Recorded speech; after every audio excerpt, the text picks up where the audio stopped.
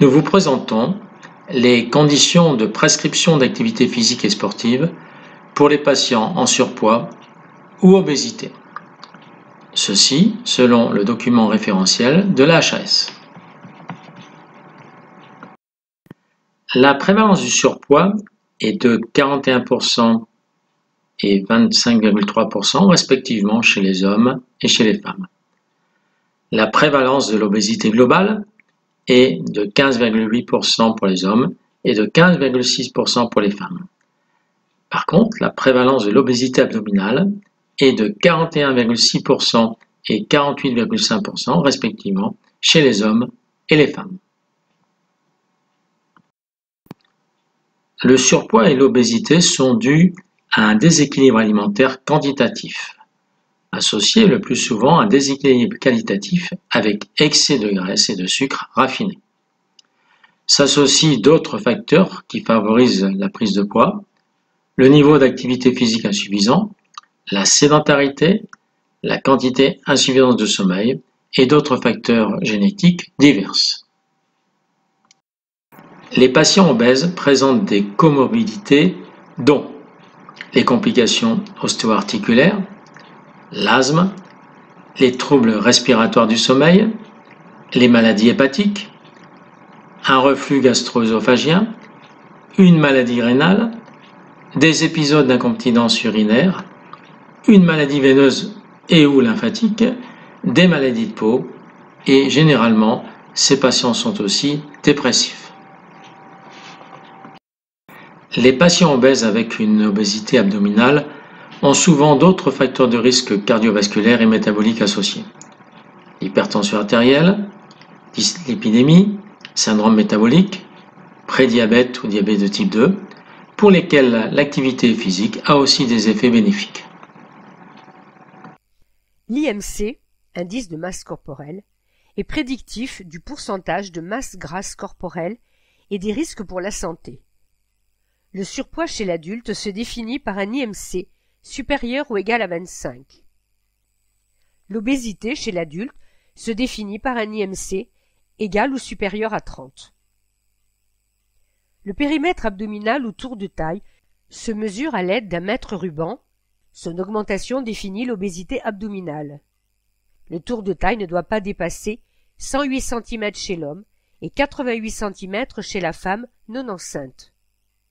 Cette augmentation est due à une accumulation de graisse autour de l'abdomen. Elle est le marqueur le plus visible du dépôt de graisse qui augmente le risque cardio-métabolique. Lors de la phase initiale d'amaigrissement, l'activité physique, comparée à la réduction des apports alimentaires, a un impact modeste sur la perte de poids chez les sujets en surpoids ou obèses, mais l'activité physique permet une réduction de la graisse abdominale et donc a un effet bénéfique sur le risque métabolique. Lors de la phase de maintien de la perte de poids, l'activité physique réalisée est essentielle pour prévenir la reprise de poids en limitant la masse musculaire et en favorisant l'utilisation des lipides. L'activité physique a des effets bénéfiques prouvés sur la capacité cardio-respiratoire des patients en améliorant la condition physique.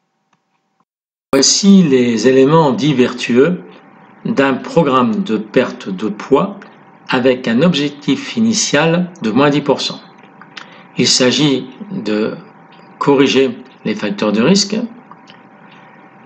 d'amener une restriction alimentaire, de supprimer l'alcool et enfin de développer les activités physiques de la vie quotidienne tout en proposant parallèlement des activités physiques adaptées et régulières en endurance. La pratique de l'activité physique en endurance doit accompagner un changement comportemental comprenant une alimentation équilibrée, un mode de vie actif et moins de sédentarité. Lors de la phase d'amaigrissement, les objectifs recommandés sont d'augmenter progressivement l'endurance d'intensité modérée à au moins 150 minutes par semaine pour réduire la perte de la masse musculaire et, dans l'idéal, d'y associer quelques séances de renforcement musculaire. Pour maintenir le poids sur le long terme après la phase d'amaigrissement, les objectifs recommandés sont d'augmenter progressivement l'activité physique pour atteindre 200 à 300 minutes en endurance par semaine. Et ceci pour prévenir la reprise de poids et améliorer les capacités cardio-respiratoires. La marche avec ou sans bâton est toujours conseillée chez les patients obèses. L'adhésion à un programme de marche peut être facilitée par l'utilisation d'un podomètre, d'un tracker ou d'une appli de santé. Pour un maintien de poids après amaigrissement, on estime que 11 000 à 12 000 pas par jour, soit l'équivalent de 60 à 90 minutes d'activité physique d'intensité modérée, soit utile. Dans un souci d'efficacité, il faut proposer au patient d'augmenter son nombre de pas progressivement entre 1000 et 3000 pas, soit par semaine, soit tous les 15 jours, selon la tolérance de l'exercice. Et souligner au patient que chaque pas en plus est bénéfique pour sa santé. Malheureusement, dans de nombreux cas, le patient en surpoids ou obèse présente souvent des facteurs de risque cardiovasculaires associés. Cela nécessite une évaluation médicale minimale, avec un calcul de son niveau de risque cardiovasculaire, avant de lui donner des conseils ou de prescrire une activité physique. Une consultation médicale est préconisée chez les patients en surpoids ou obèses avec un risque cardiovasculaire modéré, élevé ou très élevé avant de commencer une activité physique d'intensité élevée. Une épreuve d'effort est recommandée pour les patients avec un risque cardiovasculaire élevé ou très élevé.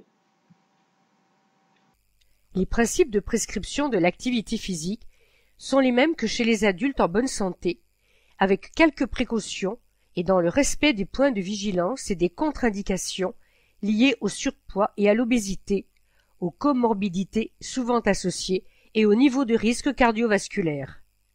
Ainsi, ces patients doivent le plus souvent être accompagnés, rassurés et motivés. L'augmentation de l'activité physique doit toujours être évaluée et progressive. Les exercices intermittents et les exercices en décharge comme la gymnastique en milieu aquatique, la marche nordique avec bâton, l'ergocycle sont initialement conseillés. Par la suite, les exercices continus et les exercices entre guillemets en charge, tels que la marche, peuvent prendre le relais. Des conseils doivent être donnés sur la réduction de la sédentarité, souvent importante chez ces patients. Moins de 7 heures d'activité sédentaire par jour, avec des breaks d'au moins 1 à 2 minutes toutes les heures. Abordons maintenant la prescription des activités physiques adaptées chez le patient en surpoids ou obèse. Les activités en endurance seront proposées 3 à 7 jours par semaine, à intensité modérée puis élevée, en absence bien entendu de contre-indications. Nous proposons 10 à 60 minutes en continu ou en fractionné.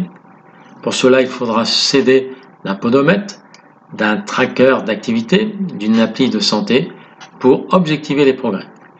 Les exemples d'activités sont nombreux: marche, tapis roulant, ergomètre, vélo, natation, aquabike, etc. Les activités en renforcement musculaire seront proposées 2 à 3 jours par semaine non consécutifs et en absence de contre-indication. Il faudra proposer au départ de faibles intensités, 1 à 4 séries de 8 à 12 répétitions à intensité modérée en sollicitant le maximum de grands groupes musculaires. Puis l'on proposera également 8 à 10 exercices en augmentant ceux-ci en fonction de la tolérance. Les exemples sont ceux habituels des renforcements musculaires, circuit thermique, banc élastique, poids, etc. Les assouplissements seront effectués 2 à 3 jours par semaine, avant ou après le renforcement musculaire. Les étirements seront proposés jusqu'au point de tension avec petit inconfort. Ils seront de type statique, de 10 à 30 secondes, et on proposera 2 à 4 répétitions pour chaque exercice. Enfin, la mobilité active au quotidien sera encouragée. tous les jours au moins 30 minutes à intensité modérée. Il faut multiplier les activités afin de fidéliser la pratique. L'objectif motivationnel est important. Définir le nombre de pas quotidiens au minimum 10 000 pas par jour. Ceux-ci seront contrôlés à l'aide d'un podomètre, d'un tracker d'activité ou d'une appli de santé. Les exemples sont nombreux: marcher, faire ses courses, monter les escaliers, faire du jardinage, du ménage, etc. Nous venons de vous présenter les recommandations émises par la HAS pour les patients en surpoids ou obésité.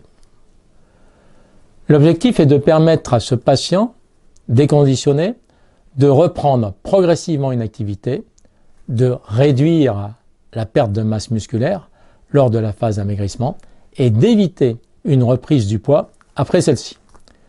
Pour y parvenir, le médecin lui prescrit des activités physiques d'endurance d'intensité modérée et d'une durée progressivement croissante pour atteindre des volumes importants de 3 à 4h30 par semaine répartis sur au moins 5 jours. Il lui prescrit également des activités physiques en renforcement musculaire d'intensité modérée 2 à 3 fois par semaine. Pour cela, le médecin conseille à son patient d'augmenter ses activités de la vie quotidienne, en particulier pour ses déplacements actifs, et lui propose des activités sportives de loisirs comme la marche nordique, la natation, la gymnastique aquatique, en s'aidant du référentiel sur l'obésité. Vous venez de suivre la vidéo by IRBMS consacrée à la prescription de l'activité physique adaptée pour les patients en surpoids ou obésité selon le référentiel de l'HAS. N'oubliez pas de consulter les nombreuses ressources associées dans la boîte à outils, les autres MOOC Sport Santé, et de consulter notre site www.irbms.com et ses nombreuses pages Sport Santé.